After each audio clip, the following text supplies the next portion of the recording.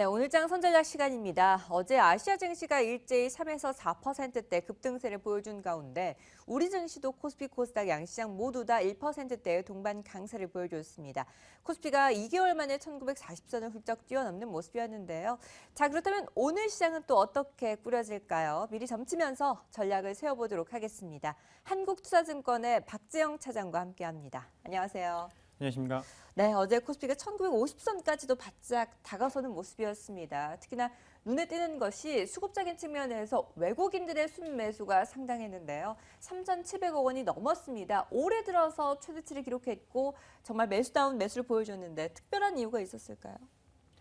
사실 뭐 특별한 이유를 찾아보긴 좀 어려울 것 같습니다. 우리 시장만 이렇게 오른 게 아니고요. 어제 일본은 더 많이 올랐고요. 아시아 전반적으로 상승하는 모습이었기 때문에 외국인이 특별히 우리 시장만 뭐 편애를 한다, 이뻐한다라는 것들을 찾아보긴 좀 어려운 시장이었고요. 네. 뭐 전반적으로 이제 글로벌 시장의 리스크가 좀 완화되는 모습을 보여주고 있고 유가도 반등을 하다 보니까 기존에 이제 유가와 관련해서 뭐 사우디 자금이 뭐 이탈을 한다 이런 이야기들 많이 말씀을 드렸는데요. 유가가 반등을 하면서 그런 쪽의 매도도 좀 많이 줄어든 것 같고요. 환율이 어떻게 보면 지금 뭐 고점을 찍었다라고 봅니다. 이제 굉장히 약세를 보이다가 이틀 정도 조정을 받았습니다. 그런 부분도 영향을 미치지 않았나 싶습니다. 워낙 이제 환 가치가 싸다 보니까 이제 환율로서도 어느 정도 수익을 낼 수 있겠다 자신하고 있는 외국인들이 매수를 좀 하고 있다라고 볼 수도 있을 것 같고요. 환율 같은 경우에는 최근에 워낙 급등하다 보니까 정책 당국의 구두 개입까지 이제 나오고 있는 그런 상황이어서 앞으로 이제 향후 추이를 좀 관심 있게 봐야 할 것 같습니다. 중요한 것은 이제 선물 매수 이후에 현물로 연결이 되고 있다는 게 굉장히 중요한데요. 외국인들이 선물을 매수하기 시작한 거는 꽤 오래됐습니다. 꽤 오래됐는데 중요한 게 이제 현물로서 이제 연결이 없었는데 선물은 사고 팔기가 굉장히 좀 용이하다 보니까 치고 빠지기도 굉장히 쉽습니다. 그래서 선물만 좀 사다가 간만 보다가 이제 빠져나가는 경우도 있었는데 최근 3거래일 동안 외국인들이 매수를 하면서 이런 것들이 선물에서 현물로 연결된다는 것은 굉장히 의미 있는 수급이다라고 볼 수 있을 것 같고요. 29일 수급을 자세히 보시면 아셨겠지만 종가의 외국인이 프로그램으로 1,200억 원을 순매수했습니다. 기관과 이렇게 뭐 바꿔치기 한 듯이 종가에 1,200억 원을 체결을 시켰는데요. 대부분 뭐 SK텔레콤이라든지 삼성전자, 현대차 이런 대형주들을 블럭으로 매수를 했습니다. 이런 것들이 지금 외국인의 이제 좀 시각이 바뀌고 있는 것이 아닌가, 이제 대형주에 대해서 좀 관심을 가져봐야 될 시기가 다가오고 있는 것이 아닌가라는 생각을 하게 만들고요. 외국인들의 시총 비중은 코스닥인 한 10% 정도뿐이 안 됩니다. 그런데 코스피에서는 30%가 넘거든요. 특히 대형주에 많이 쏠려 있습니다. 외국인의 수급이 개선된다라고 한다면 대형주 위주로의 접근을 좀 하시는 것이 좋지 않을까라는 의견을 좀 드려보도록 하겠습니다. 네, 유가와 환율이 진정을 보여주면서 증시도 안정세를 나타냈습니다. 말씀하신 것처럼 대형주, 특히나 경기 민감주들의 강세가 눈에 띄었는데요. SK이노베이션과 롯데케미컬은 52주 신고가를 기록했고 포스코도 6%대 급등세를 보여줬습니다. 그렇다면 경기 민감주들 제대로 반등을 시작했다라고 봐도 될까요? 일단 정유화학 같은 경우에는 이제 유가가 오르고 있죠. 유가가 어제도 소폭 올랐는데 어느 정도 바닥은 찍었다. 20불대 중반, 26불까지 내려갔었는데 이제 바닥은 찍었다라는 인식이 있는 것 같고요. 뭐 계속 말씀을 드려오는 이야기지만 시장에서는 유가에 대한 관심이 굉장히 많습니다. 유가에 대한 관심이 많다 보니까 정유화학 쪽에도 관심이 쏠릴 수밖에 없고요. 그렇게 되니까 이제 주가는 뭐 실적도 좋아지고 있지만 주가는 이제 관심이 가는 쪽에 좀 매수 버튼이 갈 가능성이 굉장히 높거든요. 그래서 이제 주가가 좀 많이 올라가고 있다라고 보고 있고요. 포스코 같은 경우에는 뭐 이벤트가 있었죠. 5년 만에 냉연 가격을 인상을 했습니다. 열연 가격은 이제 1월 달에 이미 인상을 했었고요. 최근에 철강성 가격이 반등을 좀 하기 시작을 했고 중국에서도 열연 가격이 올라가고 있다 보니까 이제 내년에 원재료가 되는 열연 가격이 올라가니까 냉연 가격도 함께 올리고 있는 건데요. 이렇게 되다 보면 동국제강이라는 현대제철 모두 이제 가격을 올릴 가능성이 있습니다. 중국 양회에서 이제 곧 양회가 열리는데 철강업체에 대한 구조조정 이야기가 분명히 나올 겁니다. 이제 뭐 지금 중앙정부는 구조조정을 하겠다라고 계속 이야기를 몇 년 동안 하고 있는 상황이고 그런데 지방정부에서는 세수라든지 일자리 이런 것들 때문에 구조조정을 안 하고 있는 상황인데 이번에는 늦출 수가 없는 상황이에요. 그래서 구조조정의 이야기가 나오면 열연 가격이라든지 철강업체가 뭐 좀 개선이 될 거고요. 그렇게 되면 지금 넘쳐나던 중국의 철강이 세계로 뻗어나왔기 때문에 이제 철강 이제 열연 가격이라든지 크게 하락을 한 건데 이 가격이 올라가면서 실적도 개선이 될 수 있을 여지를 좀 보일 수 있다라고 보고 있는 것 같고요. 지금 제품 가격 상승 그리고 지금 최근에 환율까지도 도움을 좀 주고 있기 때문에 우리나라 대형 시크릿컬 업체가 시가총액 상위에 포진되어 있는 업체들이 많기 때문에 이런 업체들 환율 상승에 대한 수혜도 볼 수 있고 제품 가격에 대한 수혜도 볼 수 있기 때문에 뭐 상반기에는 대형주를 조금 관심 있게 보시는 게 좋지 않을까라는 의견을 좀 드려보도록 하겠습니다. 네, 역시 유가와 환율에 따라서 관련 종목들도 급등세를 보여줬습니다.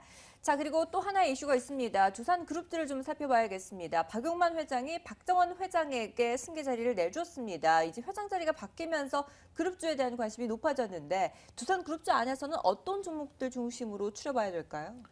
일단 그룹 오너가 바뀌었다고 해서 어저께 뭐 10%씩 이렇게 오르는 것은 사실 이해할 수 없는 일이고 네. 박용현 회장님이 보시면 굉장히 서운해 하셨을 거예요. 그런데 어찌 됐건 간에 뭐 어제 여러 가지 이벤트가 있었습니다. 이제 오너가 바뀐다는 것은 전반적인 전략이 바뀔 수도 있다라는 건데 두산그룹 같은 경우에는 사실 어떻게 보면 전반적인 전략을 좀 잘못 짰다라고 생각을 할 수 있는 게 장기적으로 정말 캐시카우 역할을 할 수 있는 뭐 주류라든지 이런 거 다 팔아먹고 중공업 이런 데 올인을 했는데 경기가 수그러들었습니다. 어떻게 보면 오너가 길을 좀 잘못 들었다라고 생각을 하고 뭐 이제 시장에서는 그렇게 생각을 하고 있다라고 좀 볼 수 있을 것 같고요. 그룹주 내에서 이제 관심을 가져볼 만한 종목 굳이 찾아보자면 두산 인프라코어 정도 어제 시장에서 가장 많이 올랐거든요. 그 뭐 이유는 사실 공작기계 사업부 매각에 대한 확정 이슈가 있었습니다. 그전에는 두산에서는 이제 1조 3천억 정도를 받고 싶다라고 이야기를 했었고 사는 쪽 측면에서는 1조 800억에서 1천억 정도 얘기를 했었는데 거의 한 절충안으로 나온 것 같습니다. 1조 1,300억 원의 매각을 확정을 했고요.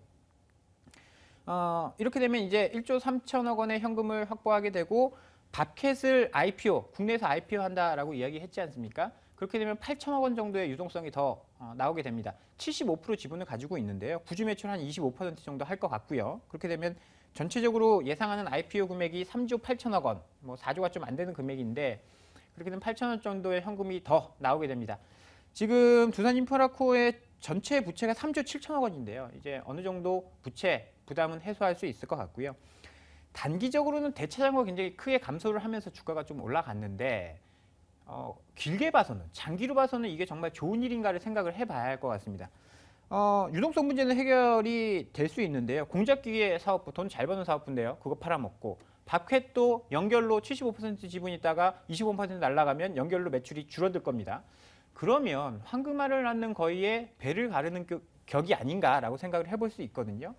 단기적으로는 지금 움직일 수 있겠지만 장기적으로 봐서는 새로운 성장 동력이라든지 수익원을 창출해내지 못하면 뭐 좀 앞으로 좋은 주가를 기대하기 좀 어려울 수도 있지 않나라는 의견을 드려보도록 하겠습니다. 네, 단기적으로 그나마 두산 인프라코어에 대해서 살펴보자라는 의견 제시해 주셨습니다.